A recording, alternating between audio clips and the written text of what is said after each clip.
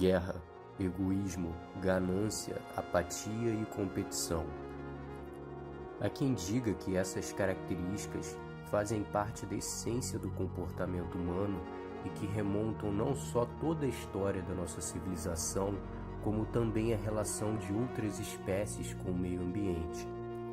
Tal tese é reforçada quando temos um olhar pouco crítico da realidade que nos cerca e percebemos as desigualdades sociais, a busca incessante pelo lucro e a destruição do planeta pelo homem em benefício de alguns poucos poderosos.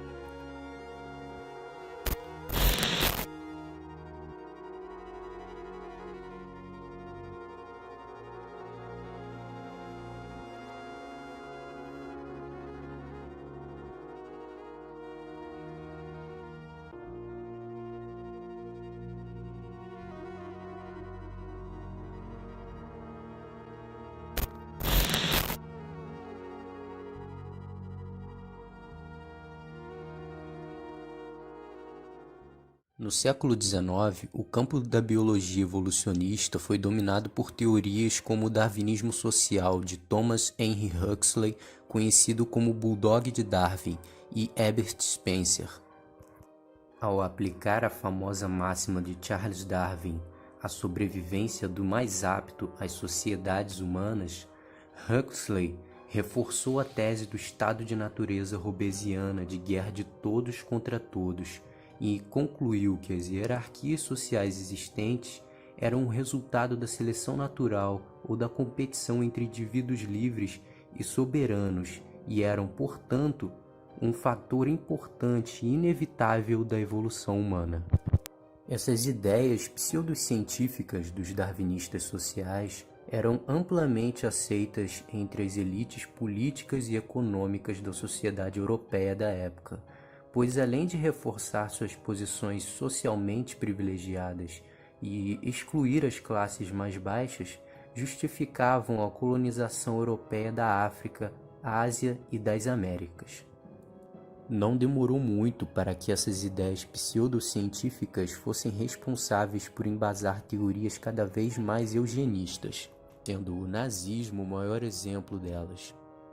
E logo nos anos 30, elas chegam ao Brasil e fazem parte das políticas do governo Vargas, sendo inclusive incluídas na Constituição de 1934.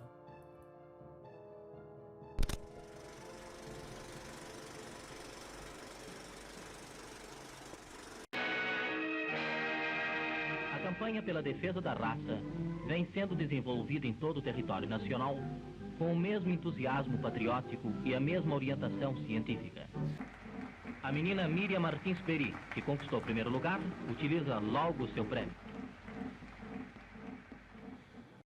Em 1902, o geógrafo, zoólogo, biólogo evolucionista e principal teórico do anarcocomunismo, Piotr Kropotkin, publicou o livro Apoio Mútuo, um fator da evolução, onde se baseava nas ideias do zoólogo russo Karl Fyodorovich Kessler para atacar as ideias higienistas e pseudocientíficas dos darwinistas sociais e demonstrar que as relações entre os seres vivos não eram compostas apenas pela competição. Kropotkin demonstrou que as espécies eram capazes de trabalhar juntas ou formar arranjos simbióticos com outras espécies, baseados no benefício mútuo, podiam adaptar-se melhor ao meio ambiente e garantiam uma vantagem competitiva sobre as espécies que não praticavam o apoio mútuo. Em sua expedição na Manchúria e Sibéria, Kropotkin testemunhou numerosos casos de ajuda mútua, principalmente durante as migrações de pássaros e de ruminantes. Até mesmo nas regiões onde a vida animal parecia fervilhar, tal sua abundância, muito raramente observou casos reais de competição e de luta entre animais superiores da mesma espécie. Nas sociedades metropolitanas de hoje, as pessoas são socializadas para se verem como independentes, indivíduos autossuficientes, donos dos seus próprios condomínios, contas bancárias e smartphones. No entanto, essa noção de independência humana é um mito promovido por corporações e pelo Estado, que buscam nos transformar em consumidores facilmente controlados, preocupados primeiramente com o próprio bem-estar a curto prazo. Na verdade, como demonstrado por Kropotkin, os seres humanos são incrivelmente interdependentes, sendo essa a chave do nosso sucesso enquanto espécie. Pensa um pouco, a comida que comemos, os prédios e casas que habitamos, tudo isso fruto da cooperação humana. Se tivéssemos que sobreviver sem o conforto da civilização, poucos de nós conseguiria, pois seríamos incapazes de produzir uma fração do que é produzido hoje. A função primária da classe dominante tem sido organizar a atividade humana baseando-se na coerção.